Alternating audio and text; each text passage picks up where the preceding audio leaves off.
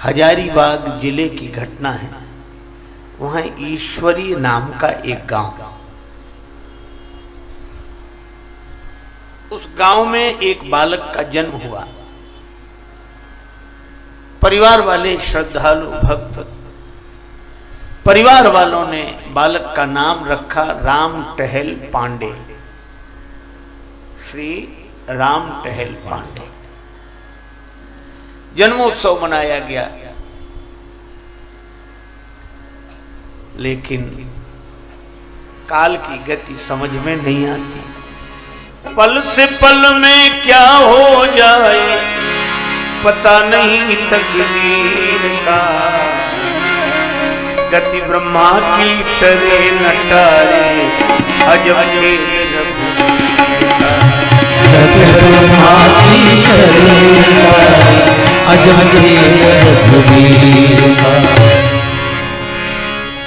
बालक बड़ा हुआ, पर कुछ ही दिन बाद उसके माता पिता का देहांत हो गया।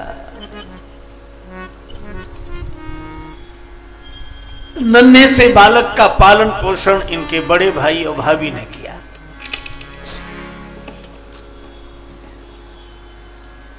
कुछ दिन बाद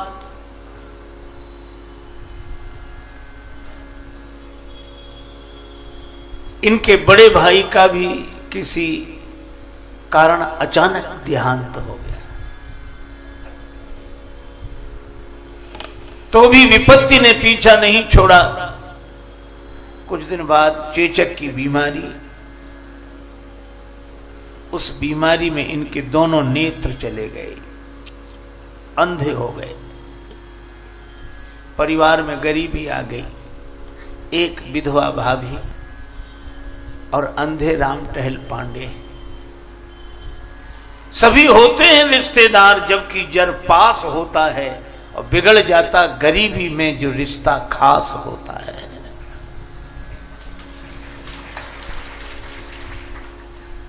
कोई नहीं, लेकिन कोई बात नहीं।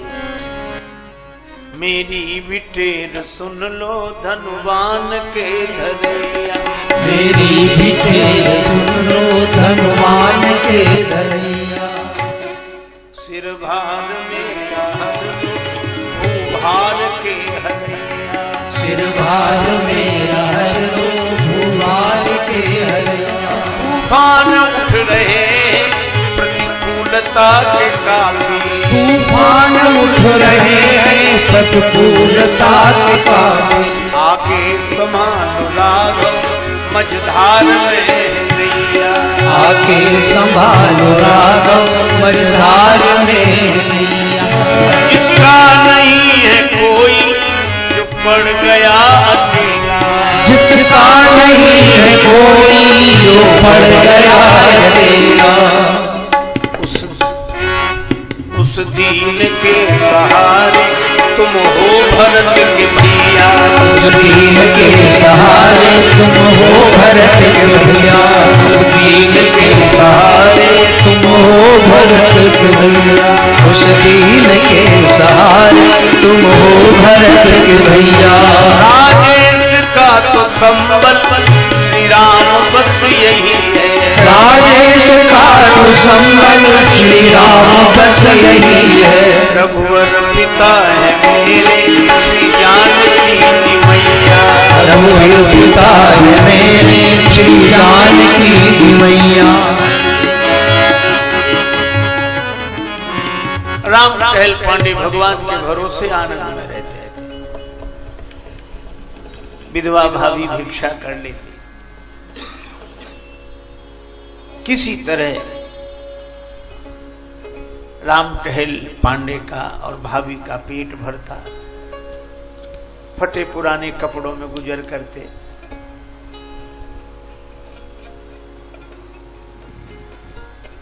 नाम बदल गया, अब कोई राम टहल पांडे नहीं कहता, पांडे नाम हट गया, राम नाम भी हट गया, टहलुआ टहलुआ कहने लगे। गरीबी के नाम अलग होते हैं, अमीरी के नाम अलग होते हैं।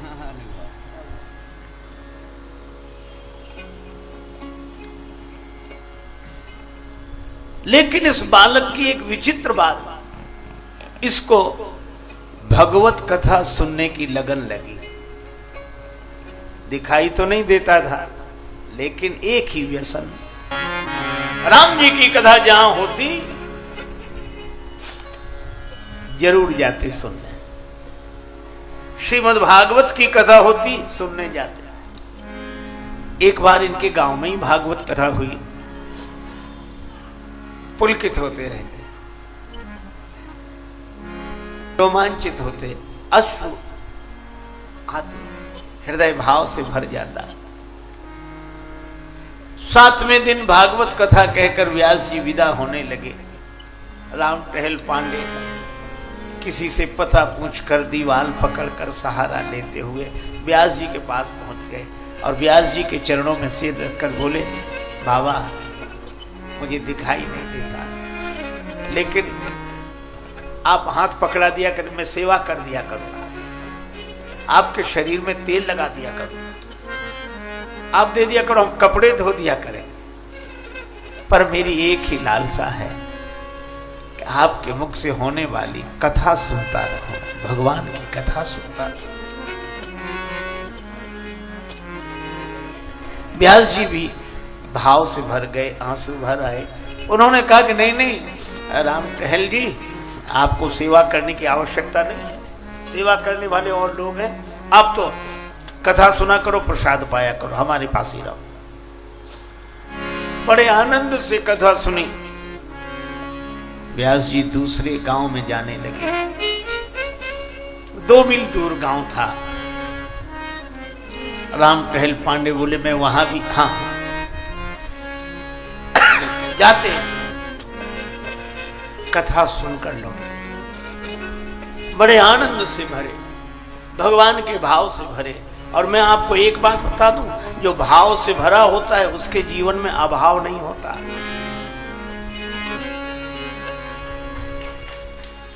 राम टहल पांडे के जीवन में अभाव ही अभाव, लेकिन वे भगवान के भाव में डूब कर रहते।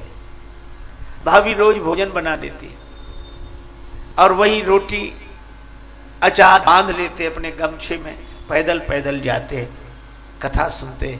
दोपहर को जब श्रीमद् भागवत कथा का विराम होता, वहीं रोटी पा लेते, फिर कथा सुनते, शाम को लौटते। ऐसे जैसे कितना बड़ा धन मिल गया हो। पायो जी मैंने राम रतन धन पाए, खर्चे न कूटे कोई चोर न लूटे, दिन दिन बढ़त सबा। बड़े आनंद में एक दिन बरसात होने लगी, बादल गरजने लगे, बरसात होने लगी, बिजली चमके। भाभी ने सोचा आज देवर कथा में नहीं जाएंगे। देवर स्नान करने गए थे, लौटे, भाभी ला मेरा भोजन दे दे, मैं भागवत कथा सुनने जाऊंगा। भाभी ने कहा कि आज मैंने भोजन वहां जाने के लिए नहीं बनाया, ऐसे में मैं तुम्हें नहीं जाने दूंगी, ये बुरा दिन है, भयंकर बरसात हो रही है, बिजली चमक रही है और तुम्हें दिखाई नहीं देता, कहीं फिसल जाओगे, गिर जाओगे, नहीं जाओ।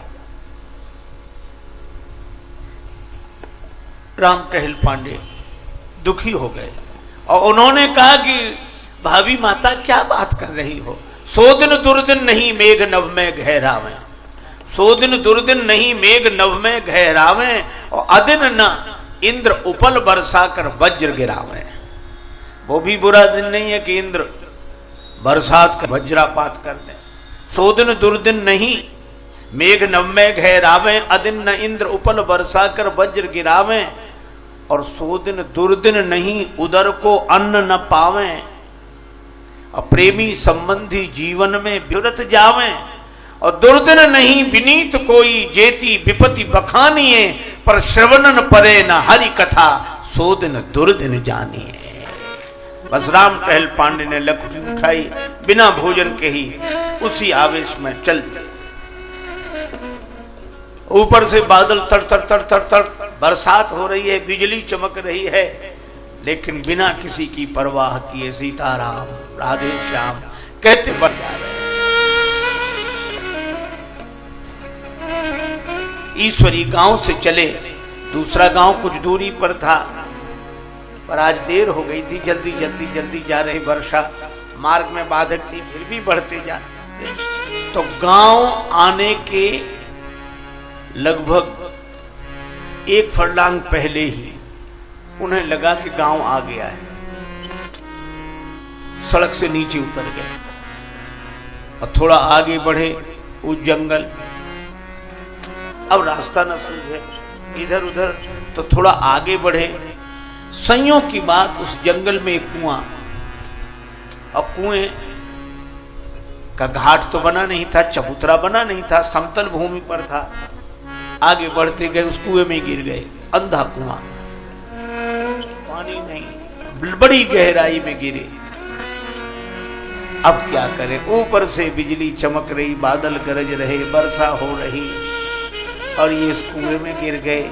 यहां कौन सुनेगा? जंगल में हैं हम। पहली बार राम टहल पांडे ने भगवान से प्रार्थना की कि प्रभु, मैंने आज तक आपसे कोई शिकायत नहीं की। मातु पिता बर बंधु लियो, मातु पिता बर बंधु लियो, दुख घोर दियो सबही सुख छीनो। मेरे माता पिता बिछुड़ गए, मैंने शिकायत नहीं की। मेरा बड़ा भाई बिछुड़ गया, मैंने शिकायत नहीं की। इतने दुख मिले, मैंने शिकायत नहीं की। और ताऊ पे तोष न देव तुम्हें, जग में अंधरो अखियां न शौकीन हो। मुझे अंधा बना दिया तो भी मैंने शिकायत नहीं की, और आज भी शिकायत नहीं करूंगा। जामे चले सुख भोग सवे, बर कूप में डार भले ही मुहि दीन हो। सारे सुख भोग चले जाएं, भले ही आपने कुएं में गिरा दिया हो, पर दुख विनीत यही दृगहीन सो। दुख दुख विनीत यही दृगहीन सो, छीन कथा को वृथा दिन लीन हो। कथा का दिन भी छुड़ा लिया। मैं आपके गुण सुनना चाहता हूं कथा से। खुदा मंजूर करता है सदा जब दिल से होती है। खुदा मंजूर करता है सदा जब दिल से होती है, मगर मुश्किल तो यह है, बात ये मुश्किल से होती है। पुकारा भगवान को, भगवान प्रकट हो गए और कुएं के ऊपर खड़े हो। अरे राम टहल पांडे जी, यहां कैसे गिर गए? वहां कथा शुरू नहीं हुई। भैया कथा तो शुरू हो गई हुई, समय बहुत हो गया, अब मैं ही लेट हो गया। नहीं नहीं नहीं, अभी कथा शुरू नहीं हुई। व्यास जी का स्वास्थ्य खराब है, थोड़ी देर में ही होगी कथा शुरू। अरे भैया, तो हमें लगता है कि हमारे लिए कथा रुक गई। एक काम करो, हमें निकाल लो, गांव वालों को बुलाओ, रस्सी ले आओ, मैं तो कुएं में पड़ा हूं। भगवान बोले कुआं नहीं है, गड्ढा है। अरे भैया, गड्ढा नहीं, बहुत गहरा है। नहीं, गड्ढा है, तुम्हें दिखाई नहीं देता इसलिए कुआं लग रहा होगा। मैं ही तुम्हें हाथ पकड़ के निकाल लेता हूं। लो पकड़ो मेरा हाथ। भगवान ने हाथ का। राम टहल पांडे बोले, प्रभु मैं तो अंधा आदमी हूं, मुझे दिखाई नहीं देता कि आपका हाथ कहां है, लेकिन आपको तो दिखाई देता है कि मेरा हाथ कहां है, इसलिए आप ही मेरा हाथ पकड़ लो। भगवान ने राम टहल पांडे का हाथ पकड़ा, बाहर निकाल दिया। अरे भक्त या कूपित निवल न मोह विचार, केते जन्म भवकूप से मैंने लिए उबार। भवकूप से पार करने वाला जब उबारे तो कुआ क्या है। भगवान हाथ पकड़े थे, बाहर निकले, हाथ छुड़ाने तो राम टहल पांडे ने दूसरा हाथ भी पकड़ लिया। अब तो मुझे लगता है कि आप भगवान हो, भगवान हो। नहीं नहीं नहीं, भगवान नहीं, मैं तो श्रोताओं को बुलाने जा रहा हूं। राम टहल पांडे भी संत सूरदास जी की तरह कहते हैं, बाह छुड़ाए जात हो निवल जान के मोह, और हृदय से जब जाओगे मर्द बदूंगो तो है। भगवान ने जाते जाते कहा ये पुष्प ले चढ़ा देना कथा में। राम टहल पांडे बोले फिर तो व्यास जी मुझसे रोज फूल मांगेंगे, मैं कहां से लाऊंगा अंधा आदमी। तुम चिंता मत करो, जब तुम कथा में पहुंचोगे तुम्हारे हाथ में फूल अपने आप आ जाया करेंगे। राम टहल पांडे ने बातों पे गौर ही नहीं दिया, उनको लगा कि कोई भला आदमी हमें निकाल दिया, रास्ते से लगा दिया, चलो चलो मैं चलता हूं। वे कथा की ओर बढ़ गए और भगवान ही मानो सबको बुलाने जाते हैं, सबको।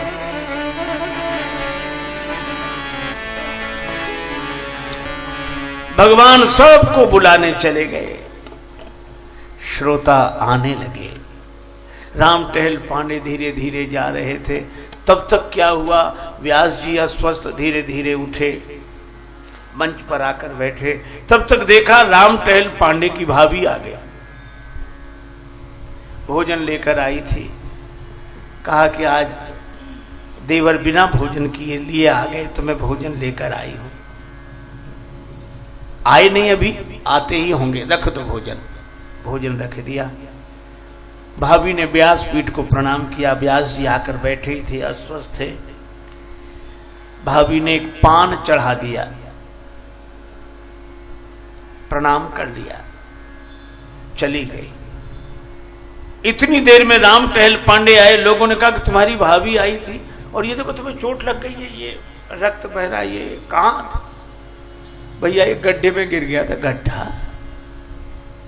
जंगल था, वहां तो गड्ढा कोई है ही नहीं, कुआं। कोई आया था, उसने कहा कि हम हाथ पकड़ के निकाल लेंगे, हाथ पकड़ के निकाल लिया उसे।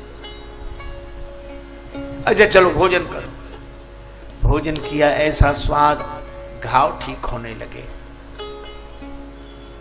और वो पान व्यास जी ने पाया तो इतनी सुंदर कथा हुई, सभी लोग आनंदित। ऐसे ऐसे प्रसंग व्यास जी ने सुनाए। राम टहल पांडे शाम को थाली लोटा लेकर आए। भाभी मुझे क्षमा करो, मैं नाराज होकर चला गया, अगर आप न जाती तो मैं भूखा ही रह जाता, पर बड़ी कृपा आपकी। भाभी बोली मैं कहीं नहीं गई, मैं तो घर में ही हूं, गई ही नहीं। अब राम टहल पांडे को आश्चर्य हुआ, ये थाली लोटा मैं नहीं जानती, कौन ले गया? दूसरे दिन राम टहल पांडे गए, व्यास जी बैठे थे। जब पूरा प्रसंग सुनाया, व्यास जी ने भगवान को हाथ जोड़कर कहा कि धन्य हैं आप, आरत की आरती निवार वे को नाथ आप, विपत विदार वे को बाह बढ़ावत हो। विपत विदार वे को बाह बढ़ावत हो। और अंत में कहा लेस हूं लाज कमलेश जू न लागत तुम्हें, भक्त हित भाभी को भेष धरी आवत हो। भक्त के लिए भाभी बनकर आप विचार करो। भगवान कृपा करते हैं, परिस्थिति चाहे जैसी होए, लेकिन भगवान का भरोसा। संग सखा सब तज गए, कोई न निभयो साथ, कह नानक इस विपत में एक टेक रघुनाथ।